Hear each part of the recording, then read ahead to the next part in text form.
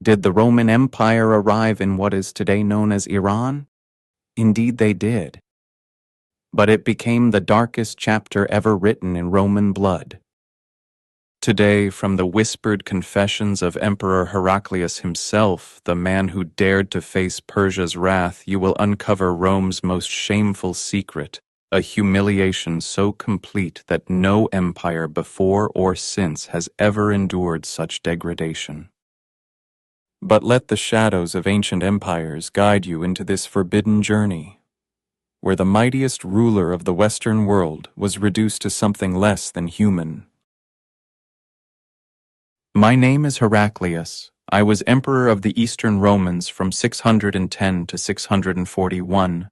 My destiny, entwined with that of my homeland, began in Africa, where I was born in Carthage, the son of Heraclius the Elder, a general of Armenian origin. The empire was then torn apart by corruption and war, and I was called upon to lead it through one of its darkest hours. In 610, I overthrew Phocas, a cruel and incompetent usurper, and took the crown in Constantinople.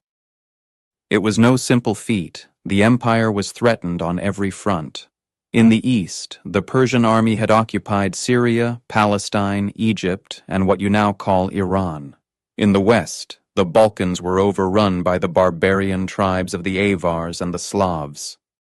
The imperial treasury was empty, the people were starving, and the faith was divided between Christians and pagans. But I could not surrender. I did not want to be the last emperor. I wanted to be a savior. I reformed the army, reorganized the provinces, and introduced an efficient military administrative system. I sold the church's treasures to finance the war against the Persians, and when all seemed lost, I set out myself at the head of the army. I crossed Anatolia, faced the Persians in open battle, and defeated them at Nineveh in 627. I returned the true cross, which they had stolen, to Jerusalem. I was hailed and honored by my people. Looking back, I know I fought to save Eastern Rome. I reshaped the empire into a new form, more Greek, more Christian, more resilient. I was not perfect, but I was necessary. In a world that was changing, I became the bridge between the old and the new. I was the link that still held firm between the glory of empire and the fall. But today, I do not wish to tell you my story. Today I want to tell you the long story of a land, Iran. Or more precisely, the story of Mesopotamia and of those lands that, even in your own time, seem to know no peace, and which for us Romans were, for many centuries, a frontier. I write now in the heavy silence of night, as the candles burn slowly in my tent in Edessa, and the desert wind shakes the canvas like the insistent whisper of an ancient fate. The city of Edessa lies in that part of the world which you today call southeastern Turkey, an ancient city of great strategic and cultural importance. At the twilight of the Roman Empire, it stands as a fragile bastion, a crossroads of peoples and religions, marked by battles and conquests, a silent witness to an age slowly fading into dusk. What you wish to know is whether the Roman Empire ever conquered Iran at time known as Persia, and that is what I shall tell you. But I will begin at the beginning of our story, guiding you through a journey among the great figures who shaped it. The maps lie spread before me, their lines traced like open wounds upon the skin of the earth. Judea, Syria, Mesopotamia, and beyond, Persia, the ancient heart of an empire that refuses to yield, a mirrored shadow of our own past. I have passed through it, seen its warm, contested stones, its people bent beneath the weight of centuries of war and prophecy. Every road in that land is either sacred or blood-stained. Yet there, among those barren hills and broken temples, the eagle of Rome still endures, though frayed, though worn. But how much blood has it cost to keep these standards flying? How many sons of Rome have left their bones beneath the Judean sun? And then Iran. Persia, Parthia, now the Sassanids, the name changes, but not the ambition. That ancient land does not forget. It is like a wounded lion, beautiful, noble, but dangerous, and now Khosrow, King of Kings, has dared to challenge my crown. He has taken Antioch, profaned the Holy Cross in Jerusalem, and swept as far as Egypt. The heart of the empire trembled. I felt Rome shudder beneath my feet, and I swore I would not let the world witness the end of our glory. But what price have I paid for that oath? Endless marches through sand and stone, rivers crossed with soaked standards, hunger, frost, even betrayal among my own generals. At times I wonder, am I still a man, or have I become a statue carved from toil? My muscles cry out, but my soul endures. Every time I see the face of one of my soldiers etched like the trunk of an ancient olive tree, I find new strength. I have looked Persia in the eye.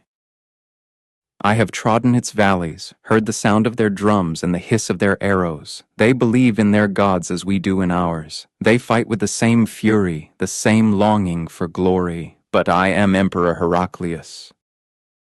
I will not allow the empire to be forgotten in dust and sand.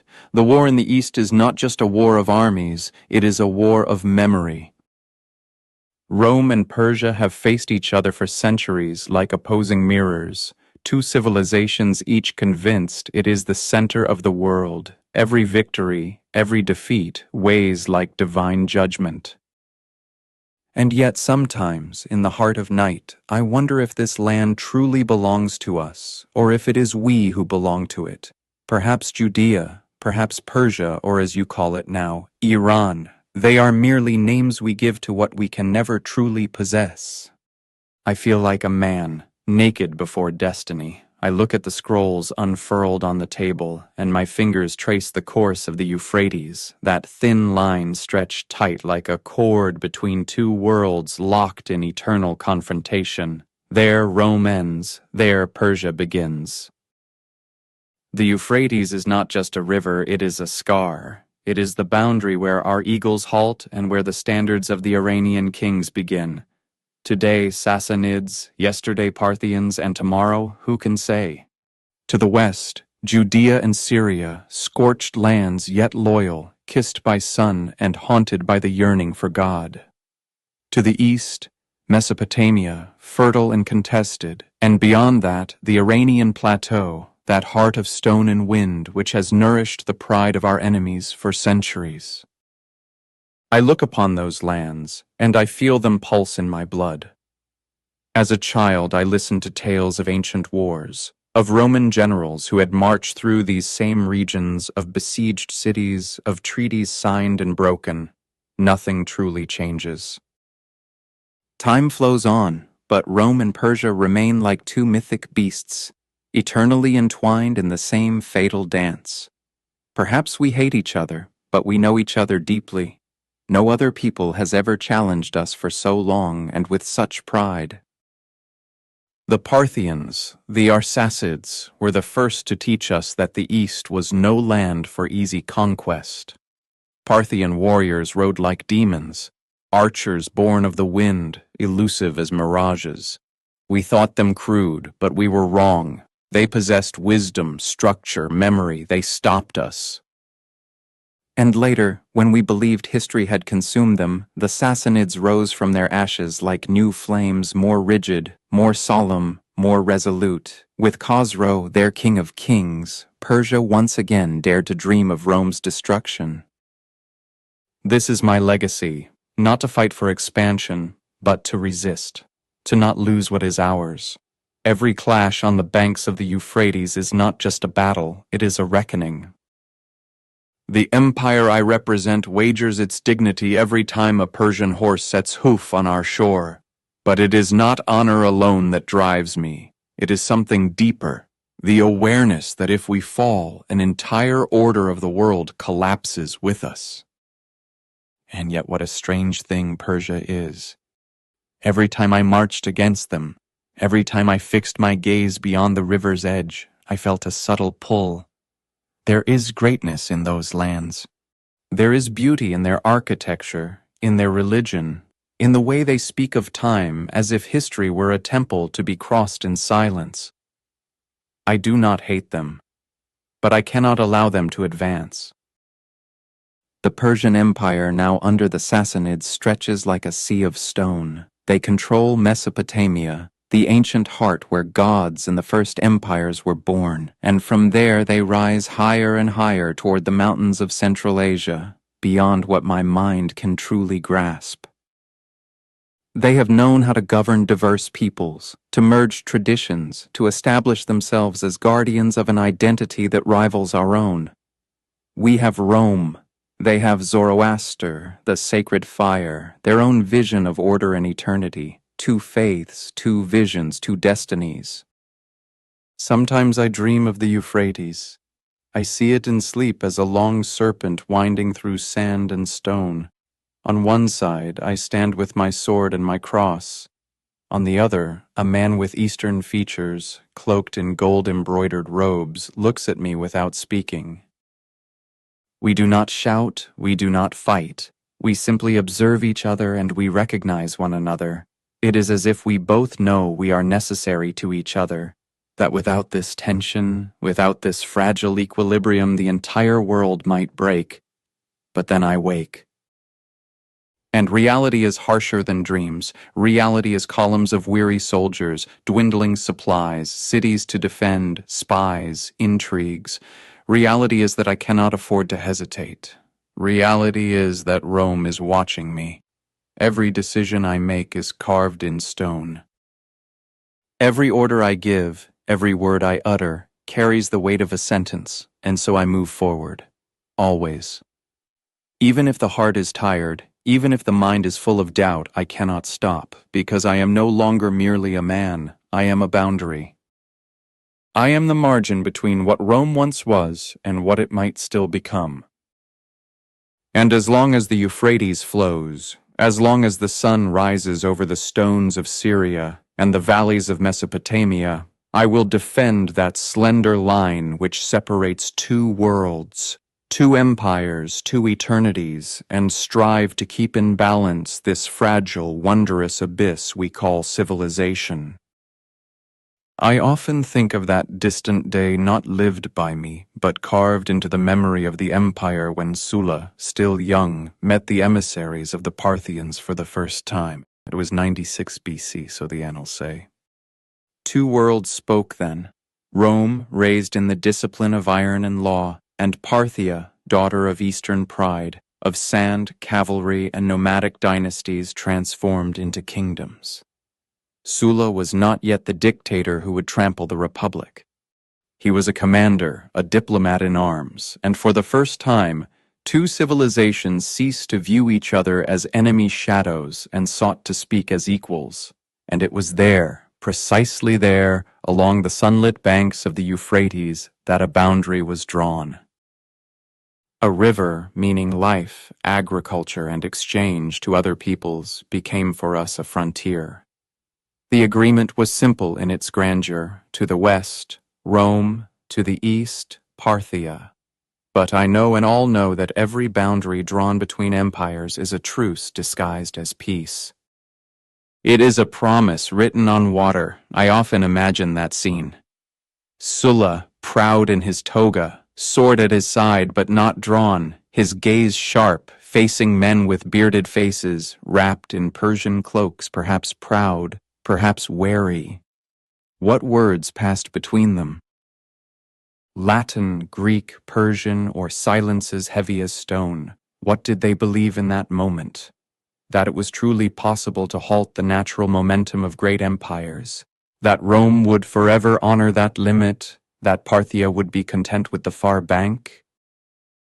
But history is stronger than the will of men, and indeed it was not long before peace crumbled like dry clay beneath the sun. The truce became tension, then provocation, and finally war. Roman legions crossed the river, Parthian horsemen poured westward. Every step beyond that border was a betrayal of the accord, but also a confirmation of the truth. Rome and Persia cannot coexist in balance. They were born to mirror each other, to challenge, to restrain one another. And now in my time, I live in the echo of that choice. I still carry its consequences on my maps, in my war councils, in my nightmares. I fight along the same river against enemies no longer called Parthians, yet who bear the same pride, the same disdain for our arrogance. I fight, and every battle reminds me just how fragile that pact made centuries ago truly was. There is something cruel in all of this. For Sulla, though a man of war, sought peace. He tried to give shape to an order, but no line drawn upon the earth can halt ambition, fear, or the thirst for glory. We Romans have always looked eastward with desire, the riches, the silks, the perfumes, the exotic cities. And they, the Persians, have always watched us with suspicion, and with the fury of those who know they are underestimated. How could it last? I feel all of this deep within me. When I march toward Nisibis or receive envoys from Ctesiphon, I feel the ancient pulse of that first handshake. It may have been sincere, but it was also futile. The Euphrates does not merely divide two empires, it divides two worlds. It divides two visions of power, of the sacred, of destiny. We with our laws, our stones, our will to build. They with their silence, their spirituality, their warrior aristocracy. Sometimes I ask myself, what if we had honored that pact? What if Rome had never tried to cross the river? What if we had built bridges only for trade and not for invasion? But then I remind myself they did it too. They too have trampled our provinces, looted our cities, profaned our symbols.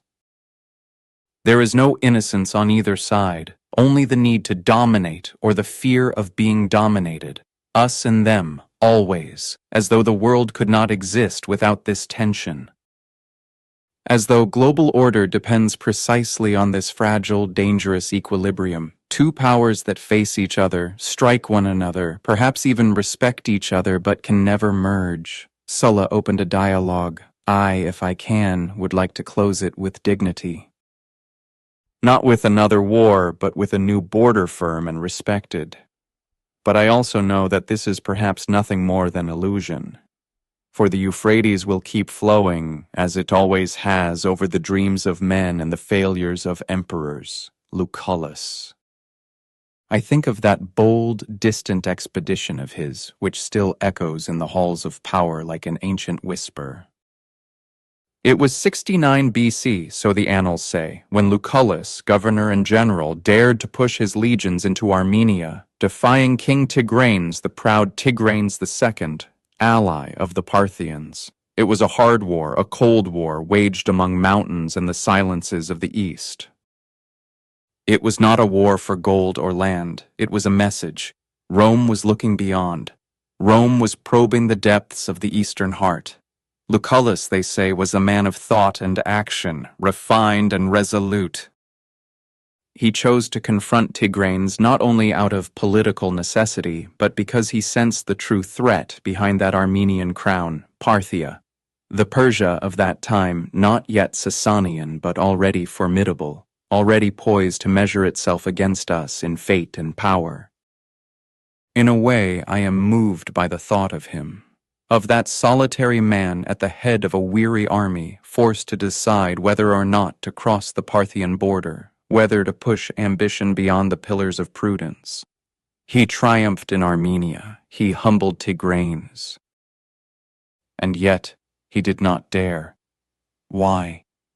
Because his troops would not follow him, and I understand that. I feel it in my flesh, as a truth that needs no inscription. Far from Rome, far from the forums and the applause of the Senate, a general may dream of glory, but it is his men who must bear it. Lucullus stood before an invisible border, not one marked on maps, but one written in the eyes of his soldiers. Hunger, fatigue, longing. You do not invade the infinite with an army broken in spirit. I know what it means to stand alone before the vastness of the East. I have seen that emptiness, that endless horizon that seems to swallow every certainty, and so I cannot blame him. He chose to stop, to not push his ambition to the point of breaking his men. Some accused him of weakness. Fools. It takes more strength to stop than to charge forward blindly, and yet something broke that day. Rome did not invade Parthia. Rome stopped at the threshold. And ever since, it's as if we left the East with a door ajar, an opportunity missed, a void that has kept burning beneath the ashes. When I think of Lucullus, I see him alone on a high ridge, wind in his hair, eyes fixed on the East. Behind him, his exhausted legions, before him, the Parthian Empire, and within him, the voice of the empire urging conquest, but also that deeper voice of reality, calling for judgment. He did not cross that border. He did not bring war into Parthia. Perhaps he saved Rome in that moment. Perhaps he condemned it to a long, drawn-out tension. I live within the consequences of that choice. I fight against what Lucullus chose not to touch.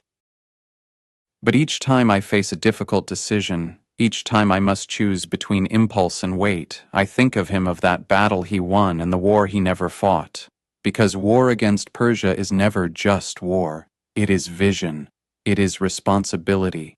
It is abyss. And when I look in the mirror, I do not see only the tired face of an emperor worn by time and sand. I see all those who came before me. I see Sulla speaking by the river. I see Lucullus gazing toward the Persian plateau, then turning back. And I can no longer turn back. The empire has waited too long. Persia has dared too much, but tonight, alone, in the whispering wind and the tremor of memories, I still hear the voice of Lucullus. Not as reproach, not as counsel, but as memory. Memory of a border, a decision, a man who understood that invasion is not always the answer. Tomorrow, when I resume the march eastward, I will do so with respect, not to erase his choice, but to continue what time left unfinished. One way or another, it is time to end what has long remained incomplete. Tonight, the past torments me like a dull, ancient pain that will not heal. Some wounds never close, even when time buries them under layers of new wars, new enemies, new glories. One of those wounds bears a name carved into the marble of our memory, Carrhae. Carrhae, 53 years before the birth of Christ. Marcus Licinius Crassus, one of the richest men ever born in Rome, one of the triumvirs, led the legions beyond the Euphrates. Invasion of Mesopotamia. Boundless ambition, hunger for personal glory, and destruction.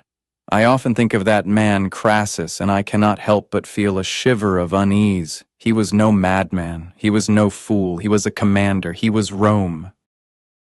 And yet, in that campaign meant to lead the empire to the conquest of the East, he sowed only shame, dishonor, death. The Euphrates, that cursed river, always a line of fire, a threshold of peril. Crassus crossed it lightly. Perhaps he thought the Parthians mere coarse nomadic horsemen, incapable of resisting the disciplined power of the legions. Perhaps he dreamed of matching Alexander, of marching to Susa, to Persepolis. But times had changed, and Crassus was deluded. Deluded as only those blinded by power can be. The decisive battle took place near Carrhae. The chronicles recount with horror what happened. The legions were taken by surprise, surrounded in the emptiness by light, mobile hordes, horse archers who seemed like ghosts. The Parthians did not fight as enemies we knew. They did not seek direct clash. They did not allow themselves to be crushed beneath the mass of our cohorts. No, they struck from afar, relentlessly. Like an iron rain, their arrows fell upon our men, day after day, without respite, without mercy. The legions, trained to hold, to endure, found themselves powerless. Their tight formations became tombs. Every step was a slow death. The legionary eagles, the heart and pride of Rome, were shattered, captured, dragged away as trophies. And Crassus, the commander, the man who had wanted that war, he too died, but not by the sword. He died consumed by pride, betrayed by his own arrogance. He sought peace, sought a truce, but the Parthians seized him, and with him they seized Rome, our certainty, our myth of invincibility. They say molten gold was poured down his throat as punishment for his greed. To mock his thirst for wealth. A barbaric act, yes, but full of meaning. It wasn't enough for Crassus to be powerful. He wanted glory as well. And the heavens do not forgive those who confuse ambition with destiny. Why does this pain not pass? Why, after centuries, do I still feel the weight of that defeat as if it happened yesterday?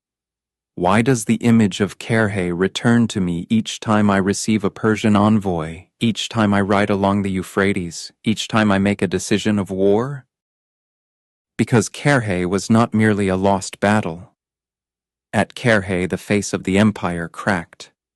We, Rome, the conquerors of the West, those who had brought Carthage to its knees, who had subdued Gaul, who had broken the spine of Spain, we bent. Not before an unknown people, but before a civilization equal to our own.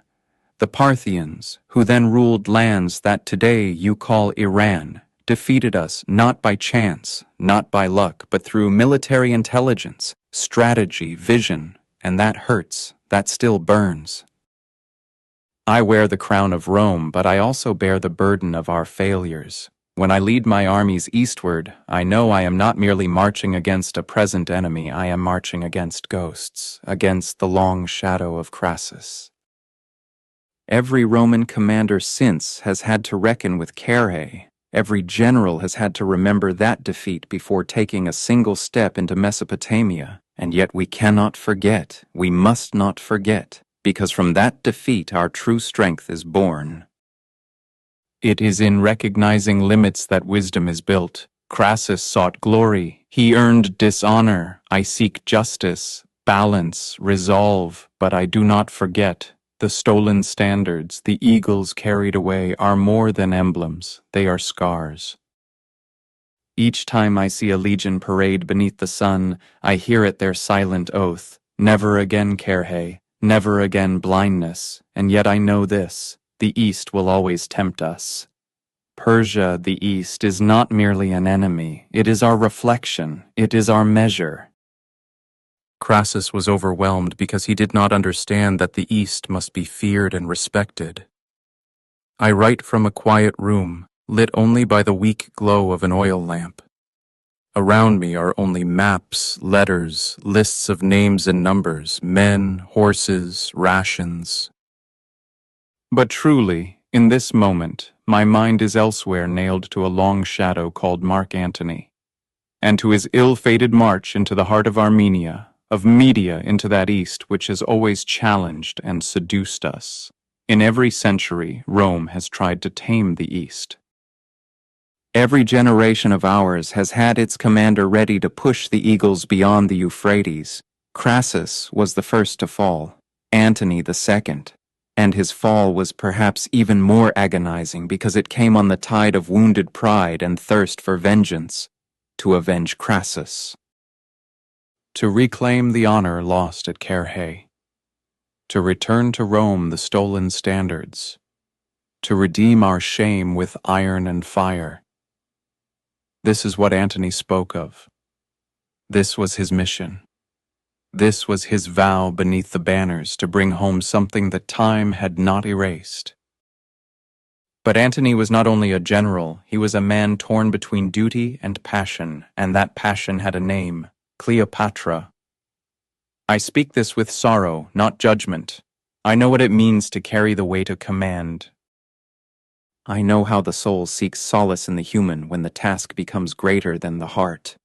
But I also know that command demands sacrifice. Antony refused them. He marched with the illusion of vengeance and a divided heart. There was no unity in his endeavor. Not in his intent, not among his allies. He set out with great momentum. His legions pushed deep into Media, crossed mountains, advanced through steppes where the wind carries no voice, only frost. He trusted the Armenian kings who had promised him support. But the promises of the East are like smoke. They rise to the sky, then vanish. When the moment of battle came, Antony was alone. The Medes and the Parthians united against him. The Armenians betrayed him. His supplies ran dry. Yes, it was a retreat. But more than a retreat, it was an agony. Legions march well when they know why they fight, when they believe in their commander, when they feel the ground beneath their feet as their own. But in that cold, hostile hell, every step was a stab, every day a funeral. Antony lost men, horses, honor, but above all, he lost himself.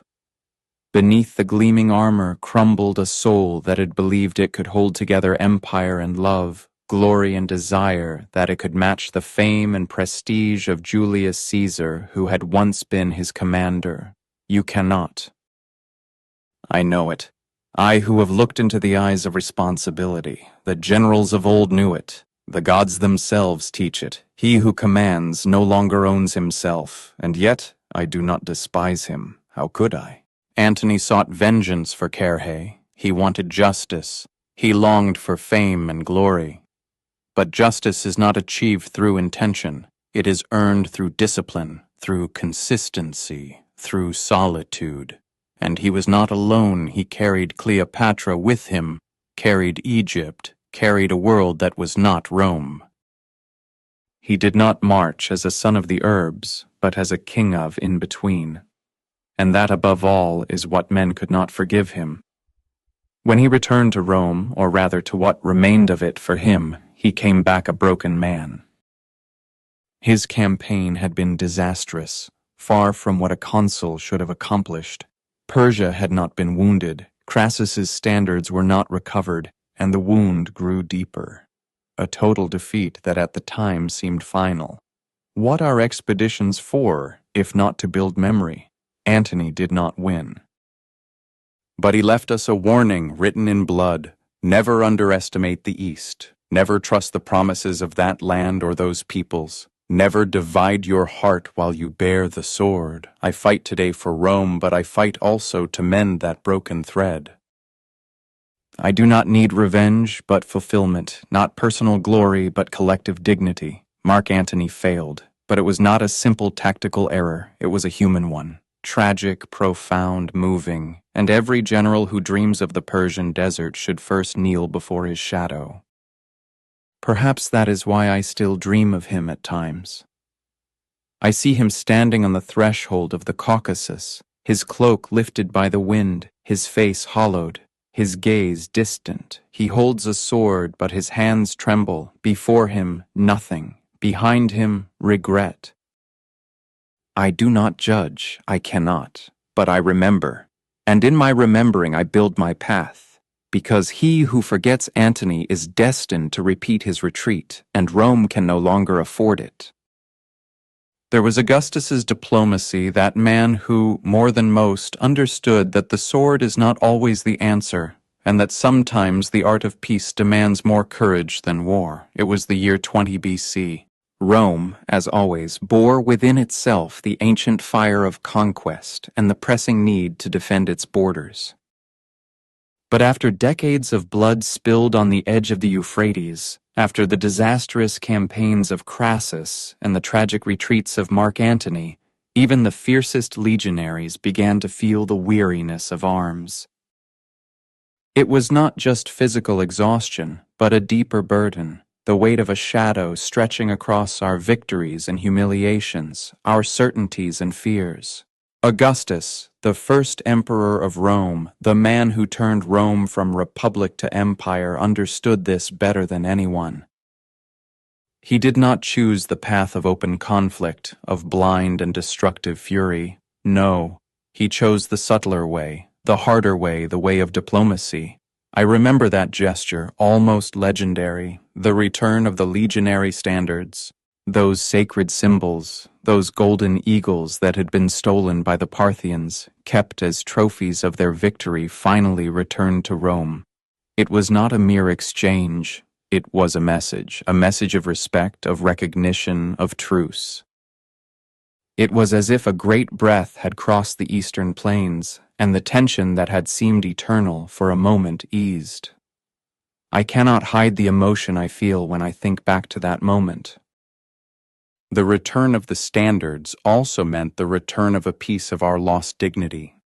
For years, those symbols had been open wounds in the flesh of the empire. Their restitution did not erase the scars, but it was like a promise that war is not always the only path, and that even the proudest of enemies can come to recognize the worth of the other. Augustus, a man of supreme intellect, showed a different kind of courage with that gesture, the courage to sit at the table with those who, until recently, had been mortal enemies. His diplomacy was not a sign of weakness, but of strength. Strong is the one who knows when to loosen his grip, when to speak instead of strike, to extend a hand instead of wielding a sword. Augustus was, without doubt, the finest among the statesmen and commanders Rome has ever had. I, who have seen the East as a land of endless wars, now feel the duty to honor that wisdom. The Euphrates, that river that for centuries marked the border between us and the great Iranian kingdoms, is not only a line of war, but also a threshold of encounters, of exchanges, of possibilities. Augustus's gesture is a lesson for every emperor, for every man who leads a people. Victory is not always measured on the battlefield. Sometimes it is measured in the ability to build bridges where others see only walls.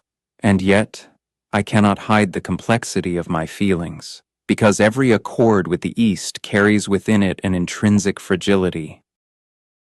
The peace of Augustus held firm as long as he was in command, but it was fragile as all peace is between giants.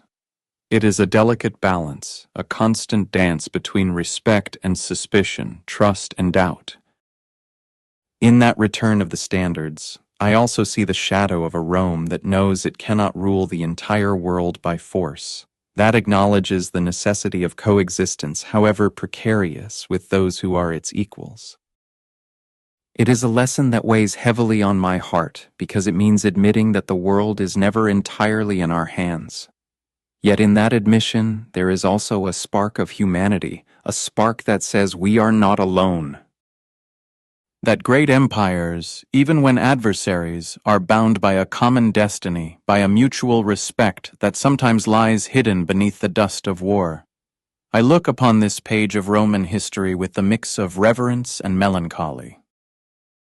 Reverence for Augustus's foresight, melancholy for all that Rome has lost and gained in those distant lands.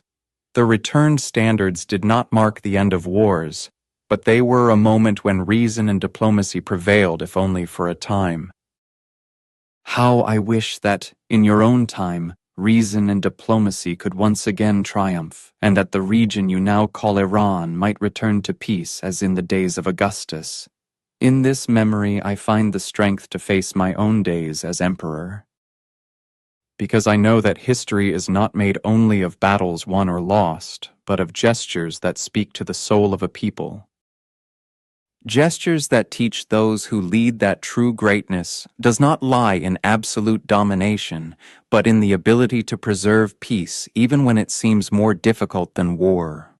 Augustus, with that gesture, left a legacy that now rests on my shoulders. A legacy that urges me to seek the path of diplomacy without ever forgetting the value of our arms, to remember that behind every enemy there is a man, and behind every war there is the hidden longing for balance. And so, while the flames of the past still burn in the memories of Crassus and Antony, I strive to keep alive that light of hope that Augustus lit with his wisdom. Because Rome must learn once again that true victory is not found only in military triumph, but in the ability to build bridges where once there were only barricades. This is my lesson. This is my commitment. For the future of the empire can never be separated from the memory of those moments when peace made its way through the shadows of war. I find myself reflecting on a campaign that left a profound mark on the memory of Rome, the great conquest of Trajan in the East, between 114 and 117 AD. I, Heraclius Emperor, but above all, a man who feels in his veins the ancient breath of Rome carry within me the turmoil of those days, the lights and shadows of a victory as grand as it was fleeting. Trajan, a man of iron and will, dared to challenge the distant horizon with a fervor few have ever possessed. When he chose to cross the Euphrates and advance into the lands of Armenia and as far as Ctesiphon, the capital of the Sasanian Empire, he knew that step would change history. The glory of Rome seemed to shine brighter than ever, and all the West looked on with admiration at that man who seemed to defy even the gods. I can only imagine what those men who marched with him must have felt. The pride of carrying victory under the blazing sun of Mesopotamia, their hearts swollen with hope, the certainty of returning to Rome with a triumph that would endure through the ages. And yet, at the same time, that journey was a road paved with immense hardships. Unknown lands, hostile peoples, a desert that forgives no mistakes. I remember with a mixture of admiration and melancholy the episode of the conquest of Ctesiphon, the city today called Madain, located about 30 kilometers south of Baghdad, that strong city, symbol of Persian power, which bowed before the Roman legions. It must have been a scene of unparalleled triumph, banners raised above ancient walls, streets flooded with soldiers and refugees, the echo of trumpets heralding Rome's supremacy. But history, as is often the case, is far more complex than appearances suggest. The Emperor Trajan's conquest, grand as it was, proved to be a fleeting flame. The echo of triumph quickly faded in the face of a harsher reality. The distances, the vastness of those lands, the logistics that turned out to be a cunning and relentless enemy. It was not enough to have a sharp sword and a steady heart to keep those distant borders under control. Something else was needed, and it was Emperor Hadrian, Trajan's successor, who grasped this truth with an almost painful clarity. When he decided to abandon those territories, to withdraw from Armenia, Iran, and Ctesiphon, it was not out of weakness or fear, but out of wisdom. An empire cannot stretch infinitely without losing its essence, without risking breaking under its own weight. I imagine the burden he must have felt on his shoulders, that enlightened emperor who knew how to turn his back on the dream of conquest to save Rome. It must have been a bitter sacrifice, a defeat burning with pride, yet one that carried the taste of prudence and foresight. I think of those days with a certain tenderness mixed with unease. Glory, however intense, is fragile if not founded on solid ground. That is why Trajan's conquest, though celebrated as a great triumph, is also a warning. Rome's strength does not lie only in its ability to conquer, but in its wisdom to govern. I wonder what would have happened if Rome had insisted on holding those territories. If it had ignored the logistical difficulties and local resistance. Perhaps it would have expanded its borders, certainly, but at what cost? How many lives of legionaries and civilians would have been sacrificed on distant lands in the name of an illusion of dominion? I feel deep in my bones the call of that history, and I remember that every emperor has the duty not only to listen to the roar of war, but also to the silence of consequences. Trajan conquered the impossible, but it was Hadrian who saved what truly mattered, the stability of the empire, and yet I cannot help but feel a touch of melancholy. Trajan's conquest has a charm that still sets the heart ablaze. The idea of a Roman Empire stretching to the shores of Mesopotamia, of a man who defies boundaries and traditions to write history with blood and courage, all this is part of a dream that, though fleeting, has illuminated the centuries. Now in my time, that dream must become a concrete reality, not a fleeting apparition. I cannot allow our past glories to remain just memories of great conquests and just as many withdrawals. My responsibility is to transform Trajan's ardor and Hadrian's wisdom into a solid, lasting project that looks not only to the present, but also to the future. The Euphrates frontier is not just a line on a map. It is a boundary of stories, peoples, cultures.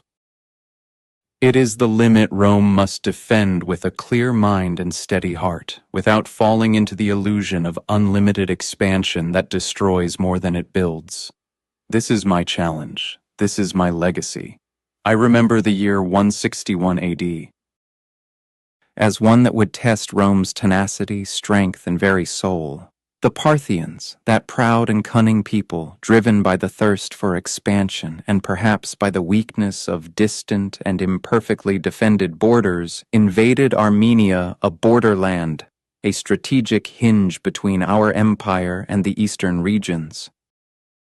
Marcus Aurelius, emperor whose face was marked by many battles, both internal and external, could not allow this challenge to go unanswered.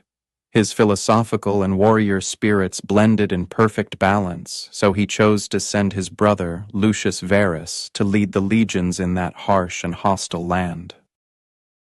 When Lucius Verus marched with his troops, everyone felt a mixture of hope and apprehension. Hope because Rome would not remain idle in the face of aggression, apprehension because they knew the price of every war, even those won. The campaign was fierce. The mountains and plains of Armenia became the stage for brutal clashes, the ground soaked with the blood of legionaries and enemies alike, but also of civilians dragged into a conflict they had not chosen. Lucius Verus proved himself worthy of his emperor brother, an excellent general, capable and resolute. With cunning and courage, he managed to defeat the Parthians in multiple battles, pushing the enemy back and ultimately sacking Ctesiphon, their capital, symbol of their power and pride. But within that victory lay a latent tragedy, a shadow no one had foreseen. The legions returning from the military campaign brought back not only spoils and glory, but a terrible evil, the Antonine Plague. I cannot precisely describe the fear that spread when the first soldiers began to show symptoms of that strange illness: fever, labored breathing, excruciating pain. It was as if nature itself had rebelled against Rome, punishing us for our arrogance, or perhaps for our vulnerability. Marcus Aurelius himself, though emperor, learned man, and always attentive to his people, could not ignore the suffering sweeping through both populace and legions. He was a man aware of human fragility, capable of meditation, even in the face of death advancing silently. The plague spread with terrifying speed, crossing cities, countryside, and imperial borders. It spared no one. The dead piled up, graves multiplied, and fear seeped into the strongest hearts. For many, faith faltered. For others, rage and despair took hold. The Roman Empire was vast, strong, invincible to conquerors, yet it was powerless against the plague, a dreadful disease without cure. The memory of those days weighs on me like a stone on my chest. It's not only the war with the Parthians I think of, but the invisible war we Romans fought within the very walls of Rome. Our soldiers, returned from the glory of victory, became victims of an enemy we could not face with weapons. In those moments, the city of Rome seemed like a sick giant struggling to stand on its own legs. The production of essential goods slowed, fields were abandoned, the legions weakened. The empire risked losing not only territories, but its very life force. Marcus Aurelius, with his analytical mind, did not lose heart. He continued to govern, to lead, to pray. His Stoic philosophy gave him refuge and strength to accept pain and suffering as an inevitable part of the human condition, but never to surrender. And I, looking back, feel a deep respect for that man in those times of great trials that would forever change the course of Rome's history. That period taught me many things, starting with humility. War is never only glory and honor, it is also pain, loss, and fear. Victory can hide unexpected catastrophes, and life, fragile as a thread, can be broken by an invisible breath. I have often thought of those soldiers who, after fighting bravely against a human enemy, fell victim to a faceless one. They left behind broken families, grieving cities, an empire shaken to its foundations, and yet despite everything, Rome endured. Perhaps because it had men like Emperor Marcus Aurelius, who knew how to govern with wisdom and firmness even in the darkest moments. Perhaps because the Roman spirit, even in adversity, never gave up. Today, as I write these words, I feel the weight of that history, but also a light of hope. The memory of those trials must remain alive because it teaches us that strength lies not only in weapons or numbers, but in the ability to face pain, to never lose dignity, to find courage even when all seems lost. The war under Marcus Aurelius was not just a conflict against a foreign enemy.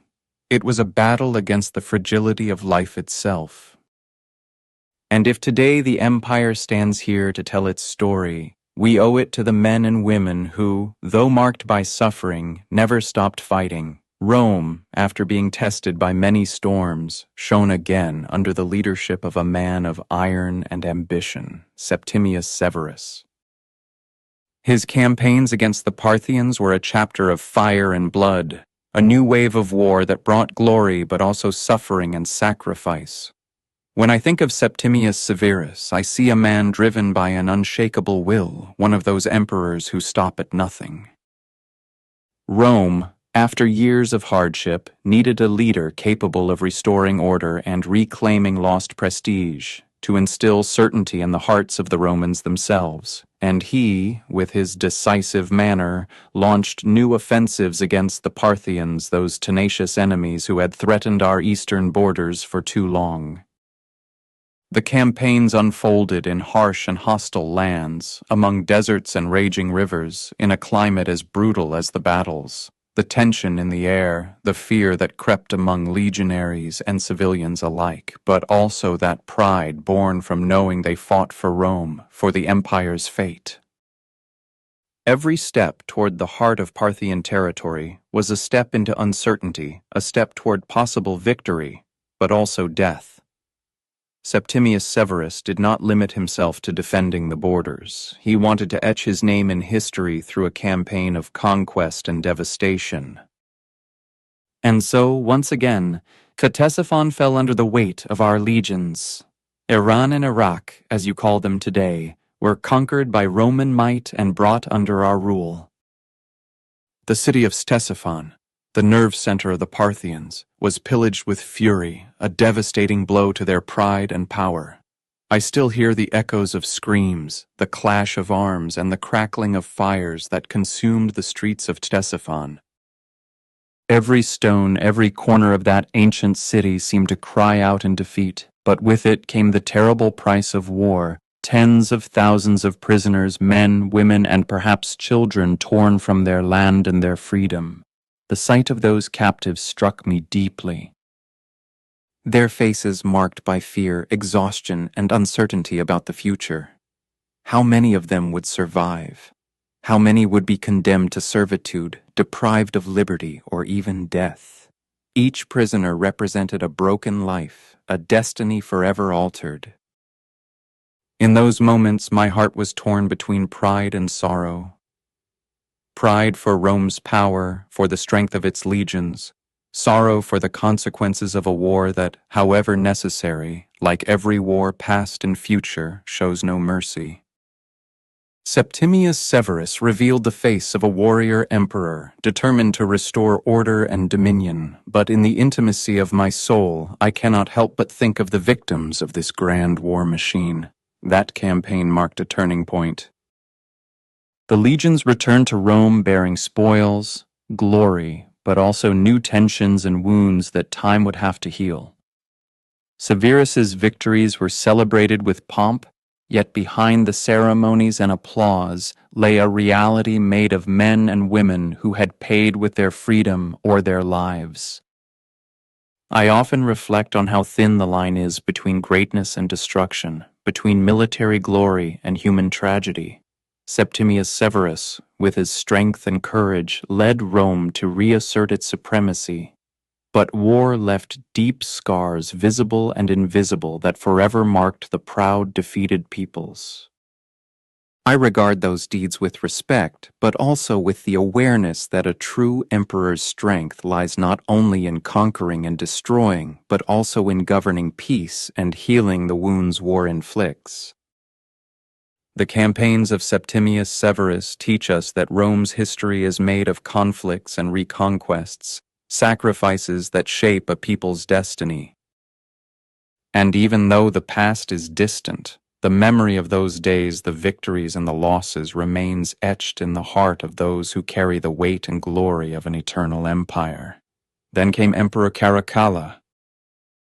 His brief invasion of Media and Mesopotamia, though swift and fleeting, remains an episode heavy with meaning, passion, and tragedies that echoed for years in Rome's soul and across the distant borders of the empire. I remember well when Caracalla, with his fiery temperament, decided to cross the eastern borders on a pretext. It was a bold move, a direct challenge to the Parthians, a threat that had long loomed on our horizon. His decision did not come from slow, careful planning, but from the impulse of a man determined to display his power, to leave an indelible mark on history. The invasion moved quickly, and soon Roman legions marched through Media and Mesopotamia. Each step was marked by a mix of tension and hope as we advanced into those ancient lands, rich with history and conflict. Caracalla led the campaign with fierce will, not without a certain recklessness, as if he wanted to consume his revenge or ambition in a brief but decisive stroke. Our troops pillaged villages and cities, advancing up to the Caspian Sea, a geographical boundary that seemed to mark the end of Parthian rule. I still hear the echoes of screams and clashing arms in those faraway lands, the fury of men and horses ravaging everything in their path. It was a triumph of violence and power, but also a dark omen hovering above us. Yet despite the apparent success, the campaign did not last. Caracalla, after defying the enemy and penetrating deeply into eastern territories, suddenly withdrew. It was not a slow, calculated retreat, but a swift one, almost an admission of limits no force could easily overcome. We soon learned the reason for this withdrawal, and it pained us deeply. Caracalla died during the campaign. His sudden death shook Rome and its legions, leaving a void in command and a wound in the very soul of the empire. The man who had dared so much, who had thrown down a gauntlet to the Parthians, faded away far from his city, amidst war and dust, leaving behind a trail of questions and regrets. I often think about that moment, about the fragility of human life, even for those who hold the highest power. Caracalla, with all his strength and determination, was overwhelmed by the unpredictability of fate. His death was like a warning. No one is invincible, not even an emperor. The withdrawal of the legions marked the end of that brief invasion, but not the end of tensions with the Parthians. Our lands remained insecure, the borders threatened, and the legacy of that campaign turned into a bitter lesson for those who would lead Rome in the years to come.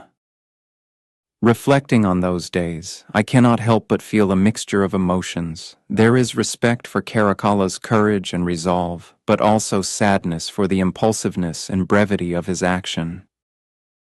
Military glory is fleeting, and war, no matter how triumphant it may seem, always leaves an indelible mark of pain. I hold these memories with the awareness that history is not made only of victories and conquests, but also of sudden falls and broken destinies. Caracalla remains a symbol of that human ambition that often defies limits but must always reckon with the reality of mortality and the will of the gods. That brief invasion of Media and Mesopotamia was a crucial moment, a fragment of history that reminds us how fragile the fortunes of men are, even those who sit on the most powerful throne in the world. And as I look at the empire I have the honor to lead, I feel the weight of those lessons, the call to govern with wisdom, balance, and respect for human life, so that glory is never won at the cost of needless sacrifice. Thus, in the memory of Caracalla and his campaign, I see reflected the complexity of power, the harshness of war, and the inevitable fate that awaits every man, no matter how great his ambition. In my mind, the drums of those dark yet pivotal days still echo, days in which the end of an era intersected with the beginning of a new threatening chapter for Rome, the fall of the Parthians and the rise of the Sassanids. It was a moment that deeply marked the face of the empire, a crossroads where history bent to new balances, new clashes, and new tensions.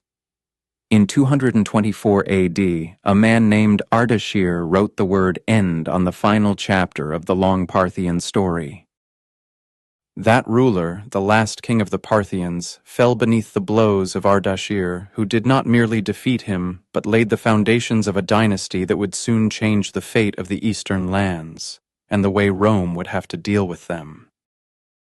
The Sassanid dynasty thus replaced the Parthians, and with it came a new, more aggressive and determined foreign policy that would turn our relationship with the East into an unrelenting conflict. I recall the sense of unease that spread among my advisors and legions when news arrived of the fall of the Parthian kingdom. It was not only the end of a historic enemy, but the rise of something new, something unpredictable. Ardashir was not a mere conqueror. He was a man driven by a clear vision and a burning desire for power and dominion, a sovereign who would rewrite the rules of the game. His rise was not a mere replacement of one regime by another. It was a strong signal. The Sassanids were determined to reaffirm their supremacy with a far more aggressive foreign policy that would pressure Rome as never before. I cannot hide that within me, at the thought of this new threat, a grip of concern took hold. Not out of personal fear, but for the fate of Rome, for the security of its borders, and for the stability of the empire I had the duty to protect. The new Sassanid Empire quickly showed its ferocity. Its expansionist aims were neither timid nor defensive, but bold and offensive. Rome, always accustomed to dealing with the Parthians with some measure of caution and diplomacy, now faced an adversary that knew no hesitation. The Sassanid attacks were not limited to sporadic raids or border skirmishes. They were declarations of war, open challenges that forced Rome to reconsider its military and diplomatic strategies. In those days, I watched closely the movements of our legions, the way officers prepared to face an enemy that was not only strong, but determined to dominate. It was as if a cold wind from the east blew through the plains and mountains, bringing with it a foreboding of hard and prolonged conflicts. To govern Rome in such times was no small matter. Every decision, every order could mean the salvation or ruin of entire regions, the life or death of thousands of soldiers and civilians. Yet, in the midst of this storm, I sought to maintain calm and clarity. Ardashir was an adversary not to be underestimated, but Rome was Rome. Its strength, its history, its ability to adapt and endure were legendary. The fall of the Parthians and the rise of the Sassanids marked a turning point. An era that closed a centuries-old chapter and opened a new one, marked by bloody clashes and a rivalry that would shape the destiny of West and East for generations, even to your own time. In the silence of the night, I often meditated on how fragile peace was, how precarious the balance between power and diplomacy. I knew that weapons alone could not guarantee security. Wisdom, foresight, and above all, the ability to understand the heart and mind of a new enemy, one that would not surrender easily, were required. The memory of those days teaches me that history is made of cycles, of falls and rebirths, of empires rising and others declining.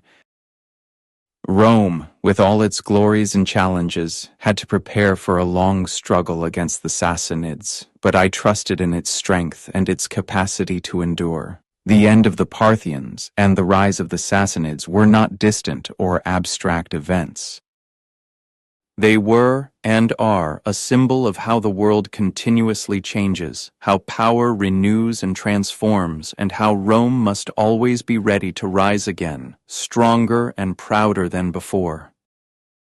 For the true strength of Rome lies not only in its military power, but in its ability to face challenges with courage, intelligence, and heart.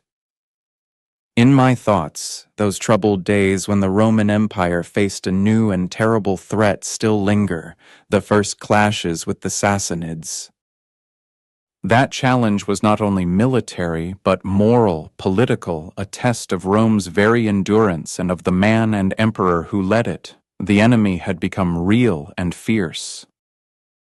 Ardashir, the founder of the Sassanid dynasty in the year 224, unleashed his fury against our territories in Mesopotamia and Syria, lands that for centuries had been the fragile and bloody border between Rome and the east.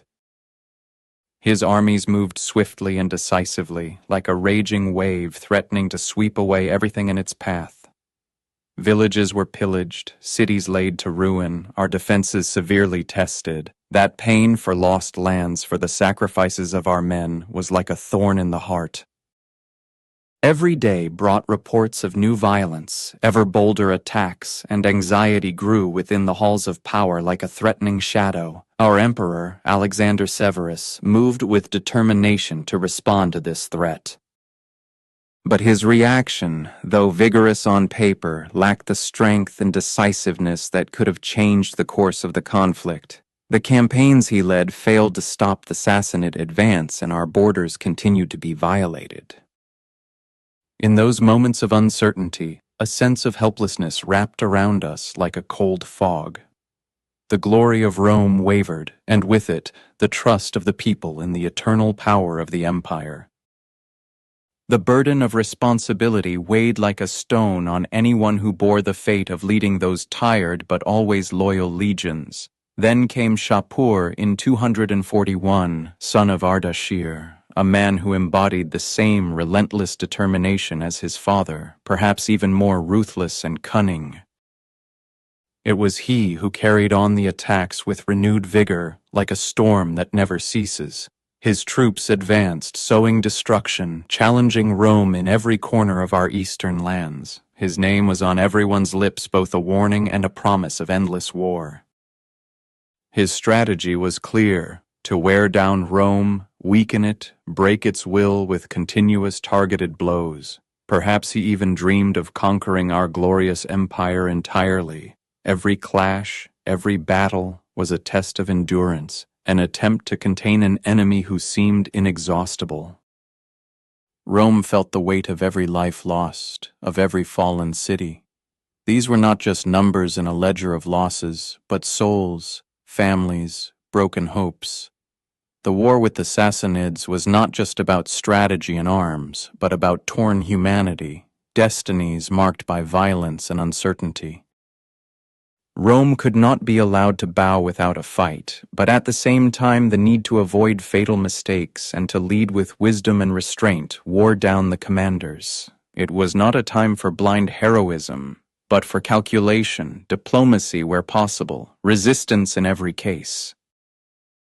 Reflecting on those years, I understand how deeply those first clashes marked a rupture in our empire's history. They were the beginning of a long conflict, a confrontation between two powers that would not yield for anything in the world. Mesopotamia and Syria became the stage for a merciless struggle, for tension and sacrifice. Hope was the word that echoed among the Romans, because Rome had always known how to rise again, overcome crises, and be reborn from its ashes stronger and more united. The war with the Sassanids was not just a military challenge, but a test of character, will, and faith in the eternity of Rome. I think back to the tragedy that was the defeat at Edessa, and still feel the oppressive weight of a pain that seems never to fade. It was a disastrous moment, a collective nightmare that marked the Roman Empire like a deep and humiliating wound, a wound that still burns in the heart of our history. It was the year 260 AD, and Valerian, Emperor of Rome, faced the relentless threat of the Sassanids, led by Shapur, an adversary both ruthless and cunning. The situation was already dire, yet no one could have imagined how soon fate would overwhelm Rome's pride and the strength of its legions. Valerian had gathered his troops with courage, determined to halt the enemy's advance, protect our lands, and defend the honor of the empire.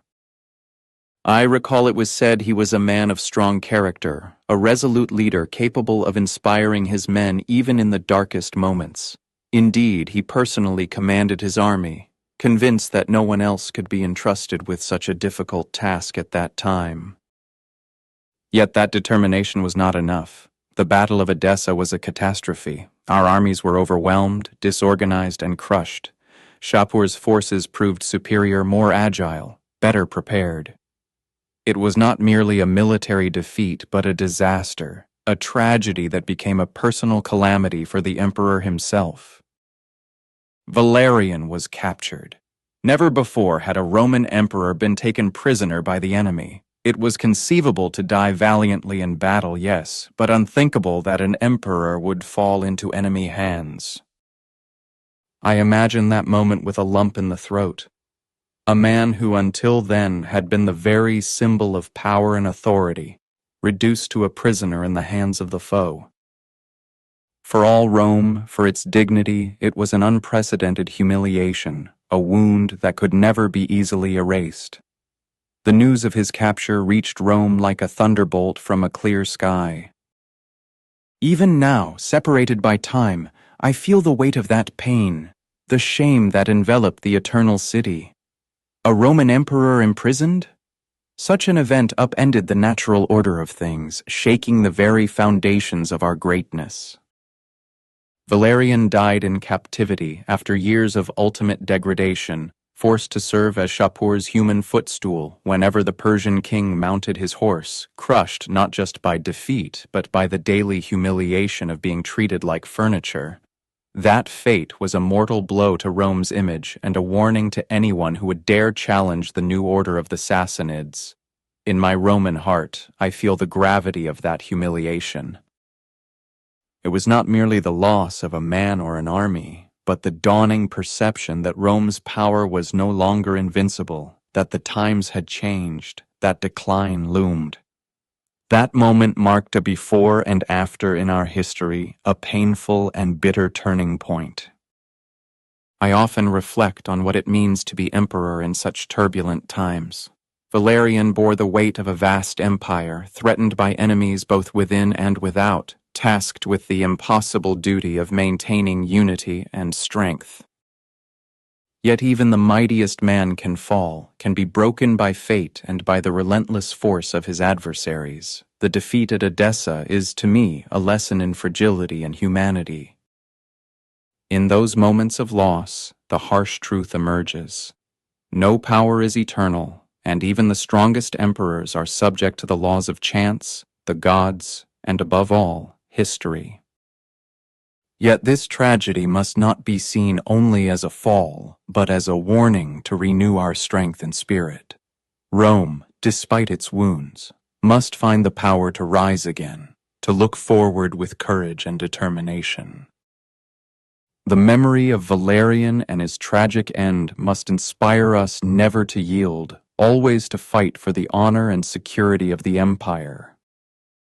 The defeat at Edessa is a dark chapter, but it is also a page in our history that reminds us how precious peace is and how fragile power remains. In 298 AD, when Emperor Galerius achieved a decisive victory against the Sassanids, a thrill of pride and relief swept through all of us. It was a moment that restored Rome's luster and hope after years of bloody conflict, a triumph that marked a new balance in the difficult struggle with the East. The fight against the Sassanids had been long and exhausting, a war that consumed energy, lives, and resources. Ardashir, Shapur, and their successors had challenged Rome with courage and aggression, severely testing our legions and borders. But it was under Diocletian's rule, and especially thanks to the firm hand of Galerius, that the empire found the strength to react effectively and resolutely. News of the advance of the Sassanid king Narse struck fear but also fierce determination in the Roman troops. Galerius, a man of great energy and warrior spirit, led with skill and boldness, inspiring courage in those fighting under his banner. When the clash finally came, it was brutal and relentless.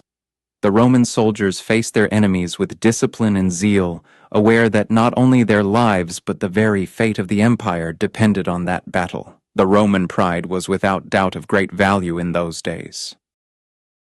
The eyes of those warriors reflected the same flame that burned in my heart, the desire to defend Rome and to win for the glory and safety of all. Galerius's victory over Narse was overwhelming. The Sassanid king was forced to retreat, his armies defeated and scattered. Rome not only reclaimed the lost territories, but secured favorable peace terms, a truce that would guarantee years of relative calm along our eastern borders. In that moment, there was immense relief among the Roman people, among the families who had suffered, and the soldiers who had shed their blood. It was as if a great burden had been lifted from all our shoulders, and the empire could finally breathe again. But alongside the joy, everyone also felt deep gratitude toward Galerius and his men. Their dedication and courage had redeemed Rome's honor and proven that even in the harshest adversity, our greatness could emerge victorious. Yet that victory, important as it was not the end of Rome's challenges. The peace gained was fragile, and the Sassanids, though defeated, remained a proud and determined people, dangerous still. But for then, we could enjoy a rare moment of tranquility, preparing with strength and wisdom for the future. I carry this memory with me as a precious lesson. Rome's glory is built on the courage of its men, the wisdom of its leaders, and the unwavering hope for the future. Galerius's victory is a beacon that lights the path for every generation tasked with protecting and honoring this timeless greatness. For Rome is eternal, and its history is written in the blood, courage, and glory of those who love and defend her. I meditate on the wars that marked those times. A mixture of pride and unease fills my spirit. Those years were an unceasing trial for Rome, a fierce struggle for the survival of our borderlands, a challenge that tested our tenacity and our ability to withstand an unstoppable foe. The Sassanids, with their burning desire to expand their dominion, never ceased to threaten our eastern frontiers. The cities of Nisibis and Singara, key posts along Rome's defensive line, were besieged repeatedly. Each siege was a cruel dance of tension and fear, a test of the courage and preparedness of our garrisons. I vividly recall the news of the first siege of Nisibis. The anguish that spread through the imperial chambers, the palpable worry for those isolated soldiers far away, yet vital for the defense of the empire. Nisibis was not just a city, it was a bulwark, a key that could open the door to much larger invasions. For this, its resistance was essential. The fortifications of Nisibis were imposing, the result of years of work and dedication. Thick walls, watchtowers, deep moats, all were designed to withstand the harshest blows. Yet the enemy did not limit itself to direct assaults, but sought to wear down the city, to break its morale with continuous attacks and siege tactics. But our men resisted.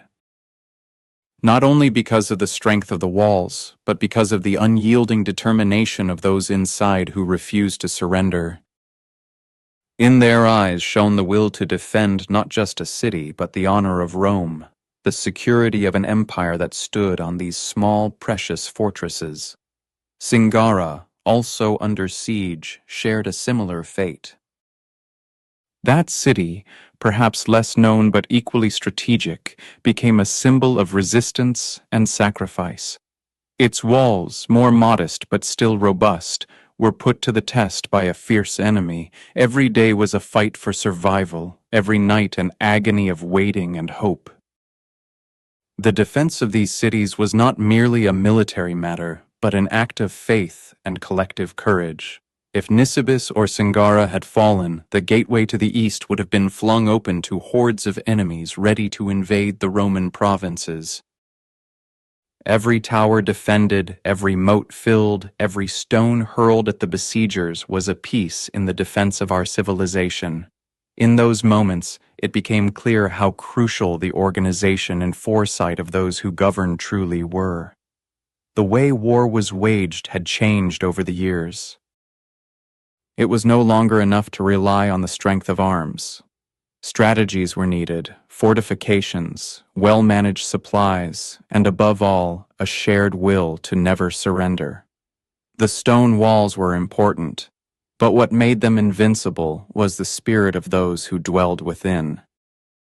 Commanders and soldiers, weary but unyielding, supported one another, finding strength in small acts of solidarity to endure. Men and women who, with sacrifice, faced hunger, thirst, disease, and the constant fear of death. Their tenacity was the true barrier that kept the Sassanid threat at bay. Each siege seemed a test of will between two worlds, two civilizations, two destinies. The stakes were immense, not only territories, but the very survival of Rome and its values. And yet, despite the fatigue and suffering, those cities held firm. The enemy, powerful and aggressive as he was, could not break that resistance. The fortifications, the preparations, but above all the courage and dedication of those defending the homeland proved stronger than the relentless assaults. That resistance, those tightly held walls, became a symbol of what Rome represented. A beacon of order and civilization in a world often ruled by violence and chaos. When at last the sieges were lifted and the cities remained steadfast, a sense of triumph and relief swept through the empire. It was not only a military victory, but an affirmation of will and moral strength, a demonstration that, despite hardships, Rome could still endure and protect its borders. In my role as emperor, I am committed to remembering and honoring those days of resistance, for they are a living testament to the greatness and strength of an empire that, though threatened, never bends.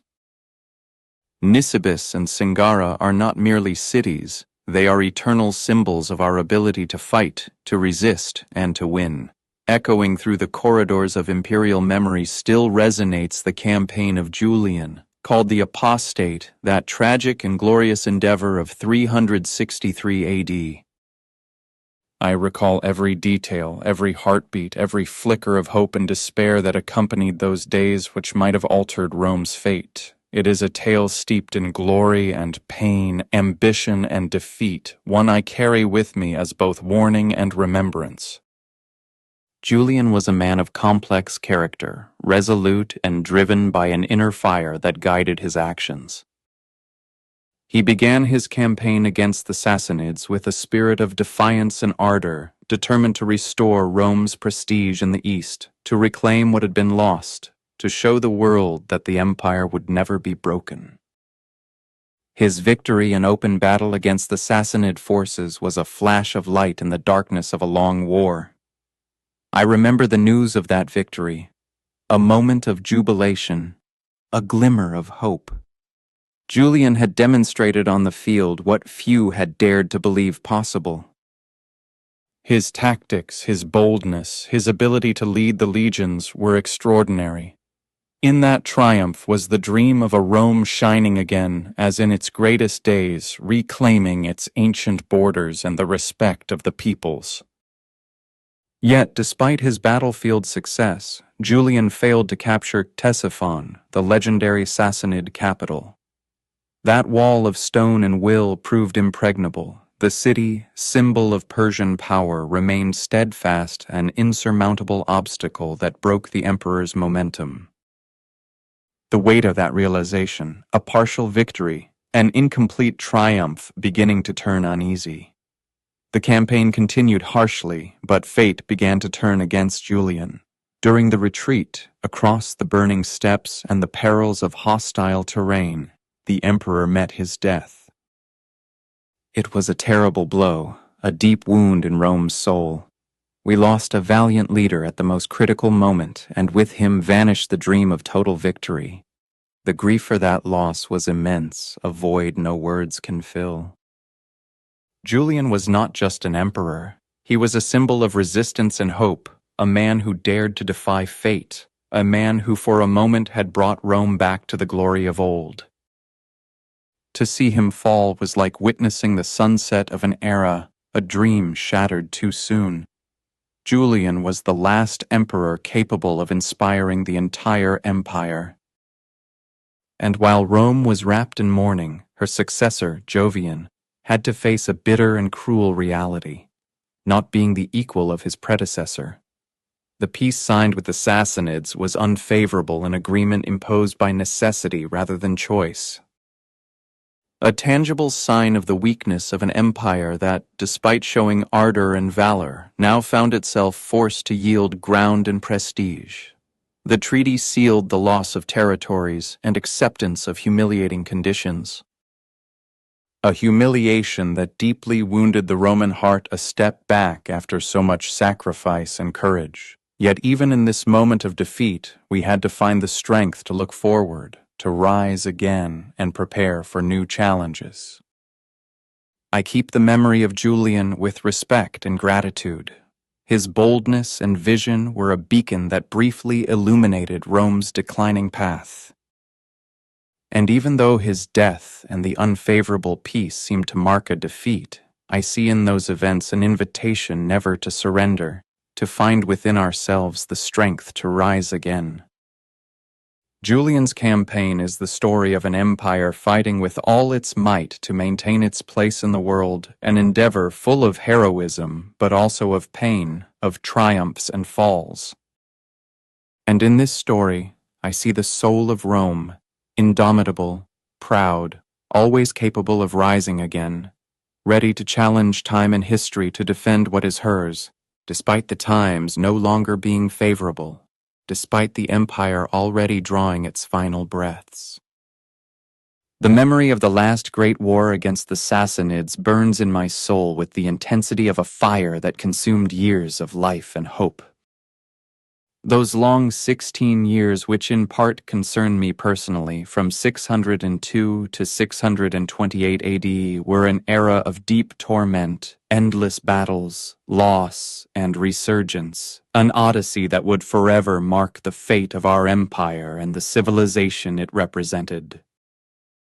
When Khosrow, the Sassanid king, threw himself with fury upon our lands, taking advantage of the internal crisis tearing Byzantium apart, it seemed the end was near. Syria, Egypt, Palestine, Iran, one after another, these precious provinces fell into the enemy's hands like ripe fruit stolen from the tree of our greatness. I felt a pain so sharp it seemed to pierce my heart. They were not just lost lands, but pieces of the Roman soul, fragments of that millennial history we had the duty to defend. I remember the letters, the news coming from the occupied provinces, the suffering of our peoples, the devastation of cities, the fear creeping among the people. Every word stabbed me like a blade, yet it also kindled in me a new flame, a fierce determination not to let that fate be fulfilled. I had to act. I had to reclaim what had been torn from us. Organizing the counteroffensive was no easy task. The empire was exhausted. Resources scarce, the troops worn down by years of conflict and continuous invasions. We were no longer entirely Roman, and our armies were no longer as loyal as they once had been. Yet within me, a clear idea was born, a purpose that would guide every action. Rome could not fall, Rome had to rise again. I refused to be the one who marked the end of our world, of our era. I ordered every loyal soldier to be gathered, the legions to be reinforced, and a campaign to be prepared that would overturn the fate of history. The march toward the heart of the Sassanid Empire was long and arduous. We crossed relentless deserts, faced scorching heat and biting cold, hunger and constant attacks. Every step was a test of will and endurance, but I never let my determination falter. Every night, beneath the starry sky, I prayed to the gods to grant us the strength to accomplish what seemed impossible. When we finally reached the plain of Nineveh, I knew the fate of the conflict would be decided there. There, the history of Rome and the Sassanids would be written. The battle was fierce, an inferno of smoke, noise, and blood. I saw my soldiers fight with courage, face death with bravery that filled me with pride and admiration. But I also saw their suffering, their exhaustion, the despair lurking in their eyes. Yet in the end, the victory was ours.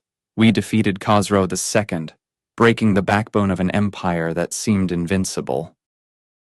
His fall was a tangible sign that Rome could still dominate, that the justice and strength of our people had prevailed. The enemy crumbled, his armies scattered like leaves in the wind. I do not hide that this triumph was for me a mixture of joy and sorrow.